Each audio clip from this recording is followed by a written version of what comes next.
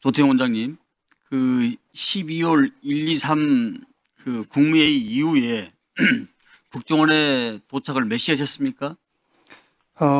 11시 30분에 정무직 회의를 했는데 그 직전에 도착했습니다. 그 국무회의 마치고 국정원 도착이 11시 30분. 뭐 11시 한 25분이나 20분 네. 정도 아니었던가 싶습니다. 원장님께서는 계엄에 찬성을 했습니까? 동의를 했습니까? 반대했습니까? 찬성하고 동의하지 않았습니다. 저는 우려를 표명했습니다. 뭐라고요?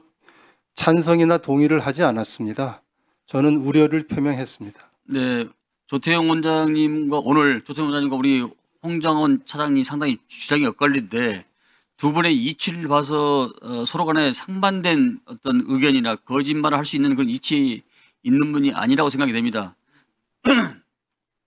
서로 이 엇갈린 주장을 하신 것 보니까 저도 이제 이해가 안 가는데 우리 홍정원 차장님, 네. 어떻게 생각하십니까? 조태용 원장께서 홍 차장과 상반된 진술을 하고 계시거든요. 이 점에 대해서 어디가 그 이유가 있다고 생각하고 본인의 생각은 어떻습니까? 비상계엄이 있은 날부터 지금까지 원장님께서 어떤 의지나 또 나름대로 어떤 사항을 전하 주변에게 설명하신 적이 없습니다. 당일날 긴급 정무직 회의를 했음에도 불구하고 비상계엄 국무회의에 참석과 사실도 그 다음날 신문을 보고서야 알 수 있었고, 아까 말씀드린 대로 엄중한 비상상이 발생해서 원장님께 원장님 이거 어떻게 된 겁니까? 라고 여쭤봤을 때도 그런 걸 왜 물어보니까? 라고 답변하셨기 때문에 저도 지난 1년 동안 모셨던 원장님의 모습과 너무 달라서 저도 이렇다 저렇다 말씀드리기가 좀 어렵습니다. 기회를 주셨으니까 제가 굉장히 중요한 얘기를 하나 말씀드리고자 합니다. 이거는 제 얘기를 하는 것 같지만 제 얘기가 아니라 지금 원장님하고도 관계가 되고 국정원의 앞날과도 굉장히 밀접한 관련이 있는 부분이기 때문에 조금 피곤하시겠지만 귀 기울여 주셨으면 좋겠습니다. 말씀하세요. 저는 그 12월 6일자로 정치 중립의 의무를 위반했다는 원장님의 인사 제청으로 경질됐습니다. 저는 계속 원장님이 경질하신 게 아니고 대통령께서 경질하신 겁니다라고 했지만 벌써 10번 넘게 그 국정원장께서 정치 중립 의무를 위반한 이유로 인사 제청을 해서 대통령께서 경질했다고 말씀하셨습니다. 그러면 대통령께서 저를 경질한 거하고 완전히 달라집니다. 뭐가 달라지냐면 제가 오후에도 말씀드렸지 않습니까? 정치 중립 위반이 관련된 부분은 국정원법에 7년의 징역에 처해질 수 있는 중형입니다. 따라서 이러한 부분에 있어 굉장히 중요한 범죄를 남용해서 적용할 수 없기 때문에 정확하게 말씀드리면 국정원법 제11조 정치관여 금지 제2항에 이렇게 명시되어 있습니다. 정치활동 관여 행위는 각 호에 해당되는 행위를 말한다라고 분명히 명시적으로 적시되어 있는 것입니다. 예를 들어서 그냥 정치 위반이다. 그럼 7년형입니다. 이런 부분에 있어서의 남용을 방지하기 위해서 규정과 법에 국정원 직원의 정치 중립 관련된 분의 내용을 각 호에 정확하게 명시해 놨습니다. 따라서 국정원장님께서 야당 대표에게 전화하라고 하는 것을 정치적 중립 위반 의무로 판단했다. 이거는 국정원법에도 없고 국정원 직원법에도 없고 규정에도 없는 겁니다. 임의적으로 자의적으로 판단하신 겁니다. 그러면 어떻게 되냐면요. 인사제청권자인 국정원장께서 국정원 법과 규정에 근거하지 않은 상태에서 자의적으로 판단하고 인사권자인 대통령에게 건의해서 저를 경질한 겁니다. 그럼 제가 보기에는 국정원장님이 저에 대해서 인사권자에게 허위 보고를 한 것이고 무고입니다. 인사제청권의 남용입니다.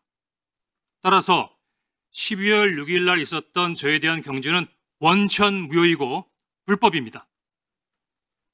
위원장님, 저도 좀 하지만 말씀할 수 있게 기회를 좀 꼭 주십시오. 잠깐. 이 부분에 대해서 국정원자를 고발하거나 행정소송을 하거나 하지는 않겠습니다.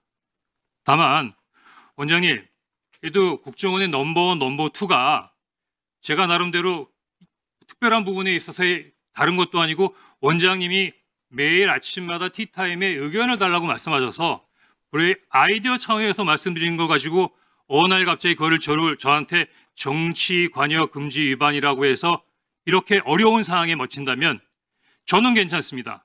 이 다음번에 어느 부도장이 국회 뭐 얘기하는데 국회? 너 정치 중립 위반한 거 아니야? 라고 자의적으로 판단하고 근거와 법에 규정하지 않은 상태에서 판단해서 저와 똑같은 상황이 된다고 하면 앞으로 국정원이 창의적이고 자율적인 부분에 있어의 사고와 대화를 나누면서 소통할 수 있는 문화로 발전해 나갈 수 있겠습니까? 저는 원장님께서 아까 조선일보 너 왜 오보라고 그랬냐? 충분히 설명드릴 수 있습니다. 왜 너 혼자만 알고 있었다 그랬는데 나한테 보고했다 그러냐? 충분히 말씀드릴 수 있습니다. 하지만 그런 얘기 하지 않겠습니다. 그리고 원장님, 저 이거 그냥 말씀드리고 말겠습니다. 다만 원장님 국정원을 사랑하시잖아요.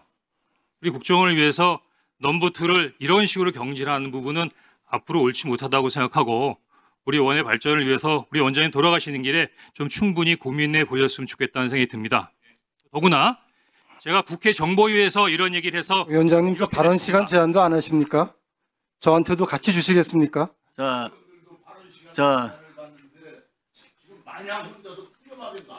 정리하십시오. 네. 아니 지금 위원장으로서 아니 위원장은 가만히 계세요. 위원장으로서 두 분이서 상반된 의견이 나오기 때문에 제가 지금 마지막 질의를 좀 드리고 있는 겁니다. 왜냐하면 상반된 의견이기 때문에 증인으로 나오셨는데 두 분이서 서로 간에 공방을 할 수 없는 이치 아닙니까? 자, 더 이상 신문하실 분이 위원장님 좀 말씀 좀 드려도 되겠습니까? 자, 원장님 지금 2차, 3차 청문회가 있으니까 그때 하도록 하십시오. 더 이상 이거 너무나 너무 공평하지 않으십니다.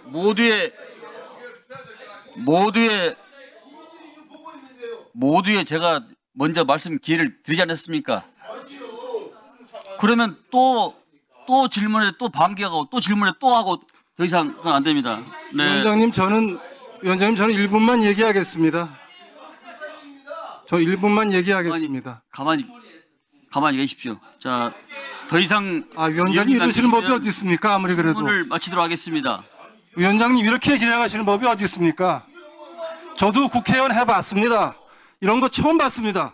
이러실 수가 있습니까 정말? 지금 가만히 계세요.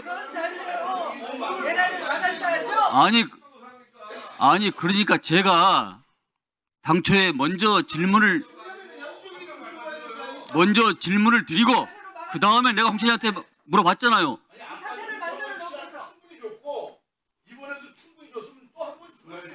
제가 충분히 질문을 드렸는데 말씀을 안 하셨잖아요.